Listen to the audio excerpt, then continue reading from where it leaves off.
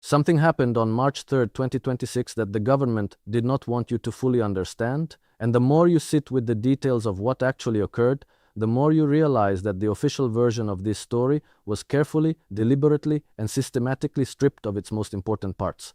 Because what happened that night in Riyadh, Saudi Arabia, was not just a drone attack, it was a message, delivered with surgical precision, directed at the very nerve center of American intelligence operations in the Middle East. Two Iranian drones flew through the night sky, bypassed the vaunted air defense systems protecting one of the most heavily guarded diplomatic quarters in the entire world, and struck the United States Embassy in Saudi Arabia. The first drone punched a hole through the compound wall. The second flew directly through that hole 1 minute later and detonated inside. 3 floors of the secure section were severely damaged. A fire raged for half a day, as parts of the building were described as not recoverable. And the CIA station, the beating intelligence heart of American operations in the region, was among the areas hit. The Saudi government immediately told the world it was limited fire and minor damage. Current and former American officials told the Wall Street Journal something very different. Bernard Hudson, a former CIA counterterrorism chief, told the journal there has been a complete blackout on the actual amount of damage done to these places.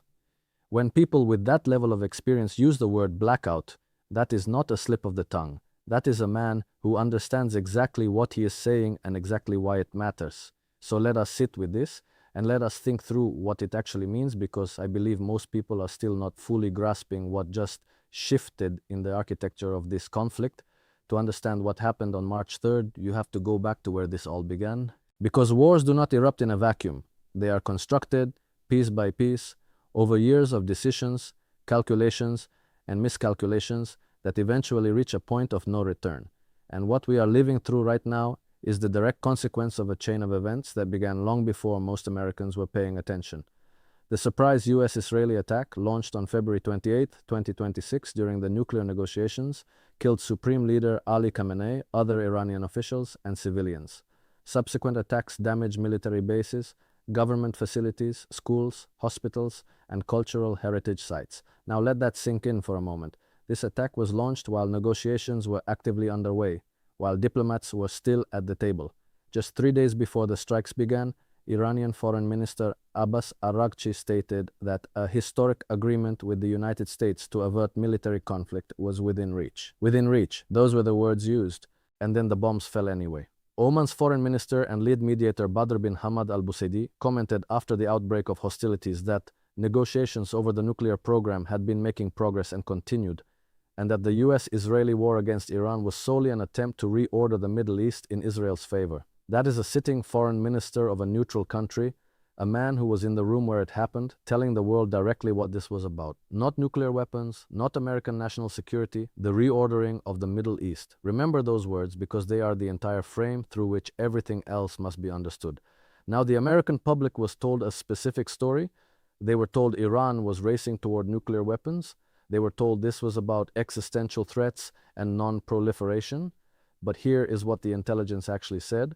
American intelligence reports suggested that alleged threats of long-range Iranian ballistic missiles were unfounded, with such capabilities requiring up until 2035 should Iran have decided to pursue the project. 2035. That is nearly a decade away. This was not an imminent threat. This was a manufactured urgency dressed up in the language of national security to justify a military action whose true motivations ran much deeper, and so the war began.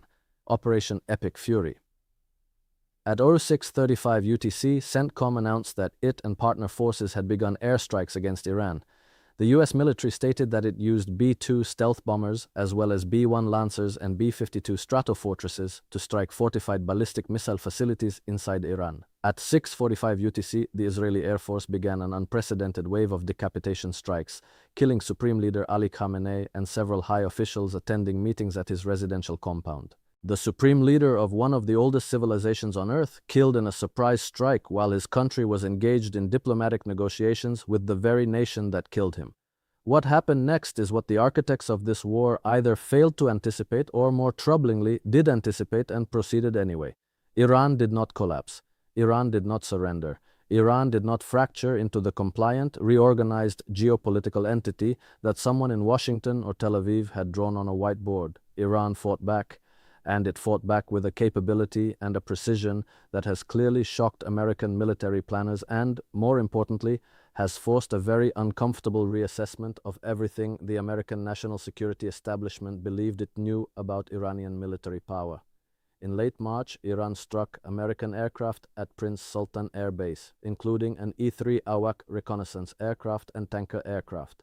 The strike injured about a dozen service members, 2 of them seriously. This was at least the second time Iran had struck tankers at that base. On Friday, Iran shot down 2 American military aircraft, an F-15E fighter jet and an A-10 Thunderbolt aircraft, an F-15E, shot down by Iran.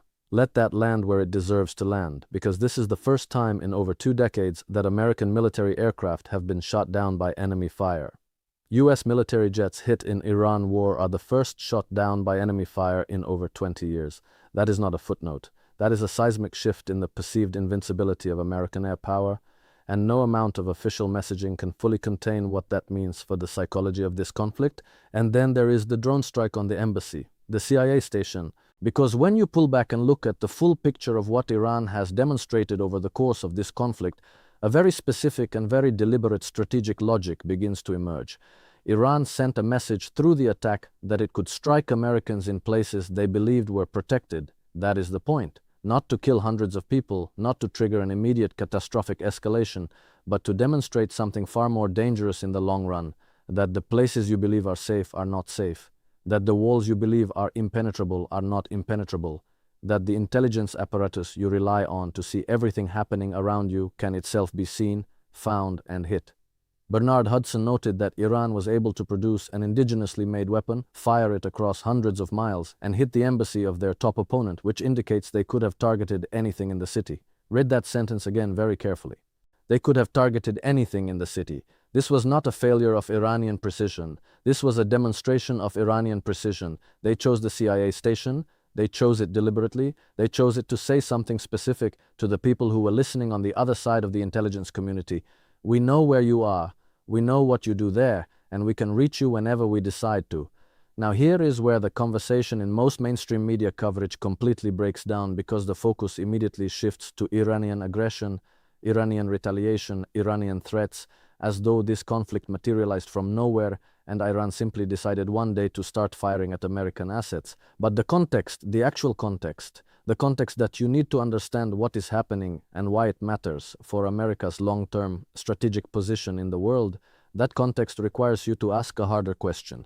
What did we actually expect would happen? Unlike the June 2025 strikes, which US President Donald Trump said curbed Iran's nuclear capabilities, the current conflict has spread across at least a dozen countries, closed the Strait of Hormuz, the world's major oil artery, and killed more than 3,400 people in the region.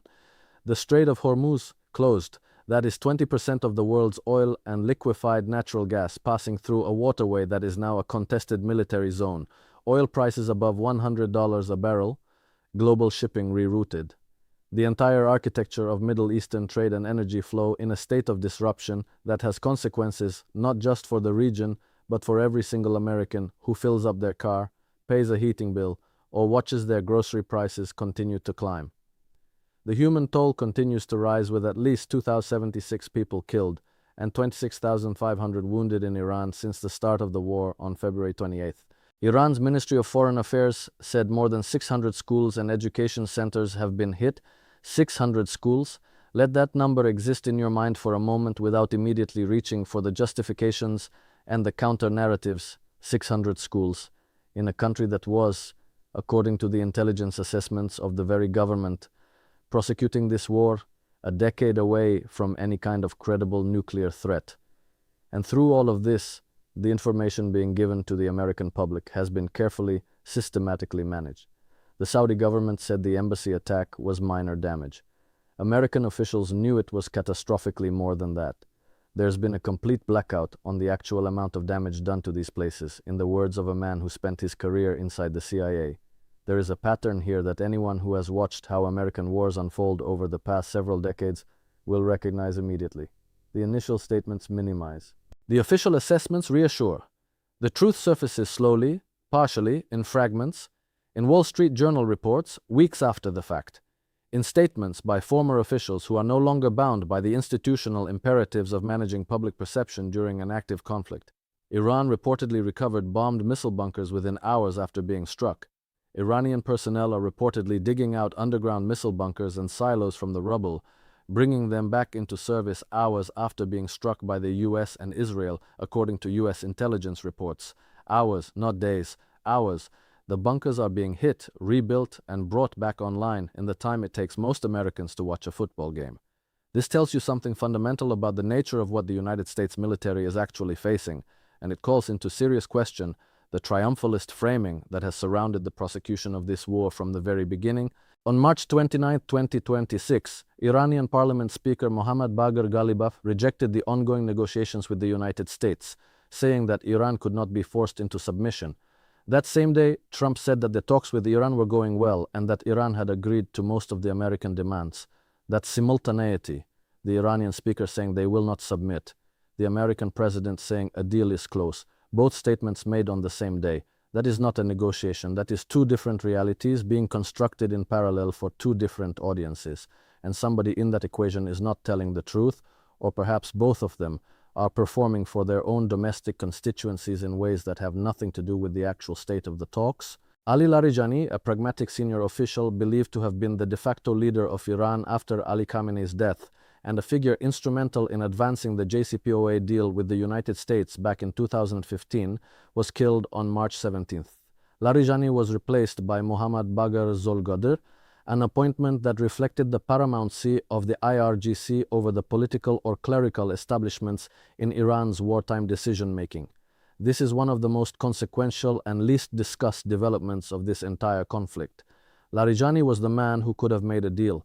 He had done it before. He understood the language of diplomacy. He was pragmatic in a system that has very few pragmatists at the highest levels of power. And now he is gone, replaced by a military man, which tells you something very important about where Iran's internal power has now settled and what that means for any realistic prospect of a negotiated end to this conflict. The people who believed that massive American and Israeli firepower would quickly reorganize Iran's power structure into something more compliant, more amenable, more aligned with the reordering agenda that Oman's foreign minister described so clearly, those people appear to have been catastrophically wrong.